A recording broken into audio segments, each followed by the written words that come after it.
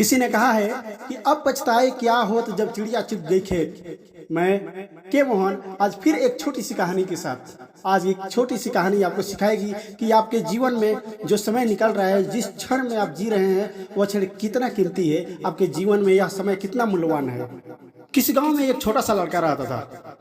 उसने बचपन में एक कहानी सुन रखी थी कि यह दुनिया बहुत खूबसूरत है। जब से उस लड़के ने यह कहानी सुनी थी कि दुनिया बहुत खूबसूरत है, उसके मन में प्रबल इच्छा थी कि मैं पूरी दुनिया घूमूं। उसने सोचा, चलो मैं थोड़ा सा बड़ा हो जाऊं, फिर पूरी दुनिया को घूम कर यह देखूंगा कि यह दुनिया कितनी खूबसूरत है। समय बीतता गया और वह लड़का बड़ा होता गया। ऐसे ही उस लड़के ने अपनी पढ़ाई कंप्लीट की।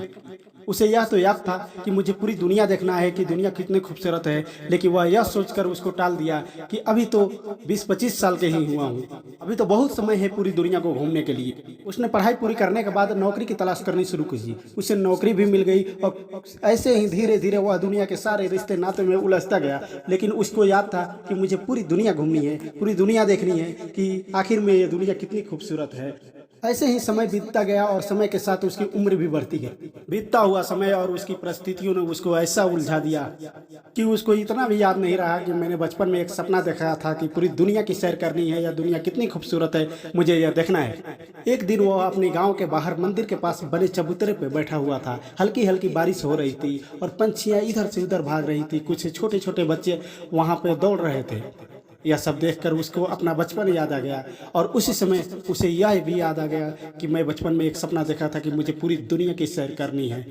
वह बात याद आते ही यह भावुक हो गया। उसकी आंखें बंद हो गई और अंदर ही अंदर ये घुटन सा महसूस होने लगा, क्योंकि उस समय उसका समय गुजर गया था। उसकी उम्र तकरीबन 50 साल से ऊपर हो गई थी। उसके चेहरे पर झुर्रियाँ आ गई थी। वह इस काबिल नहीं रहा कि पूरी दुनिया का अब सैर कर सके। सिर्फ पछतावा के सिवा उसके जीवन में अब कुछ बाकी नहीं बचा था। यह छोटी सी कहानी हमें यह सिखाती है कि अगर हमने कोई सपना देखा है, किसी काम को करने की सोच रखी है, तो उस कार्य को आज ही शुरू कर दें। संत कबीर दास जी ने कहा है, काल करे सो आज कर, आज करे सो अब, पल में परलय होएगी बहुरी करेगा कब। मतलब कि जिस कार्य को आप कल करने के लिए सोच रहे हैं, वह कार्य आज ही कीजिए। जो इस काम को आप आज करने की सोच रहे हैं, वह काम अभी से शुरू कर दीजिए, क्योंकि समय किसी का इंतजार नहीं करता है। यदि आप यह सोचकर बैठे हैं कि यह समय मेरे अनुकूल आएगा तो मैं यह कार्य करूंगा, तो हो सकता है वह समय आपके पास कभी ना आए। समय अभी आपके पास है। जिस क्षण में आप जी रहे हैं, उसी क्षण पर आपका अधिकार है। याद रखिए, समय से मूल्यवान और समय से बलवान कुछ और नहीं है। इस बीतते हुए समय पे, इस गुजरते हुए वक्त पर कुछ न कुछ अंकित करते चलिए। जिस वक्त से आप एक एक सेकंड का कीमत समझना शुरू कर दीजिएगा, एक एक सेकंड का सदुपयोग करना शुरू कर दीजिएगा, उसी समय से आपके जीवन की उन्नति चालू हो जाएगी। इसलिए अपने जीवन के इतने अनमोल समय को यूं ही बर्बाद न होने दें।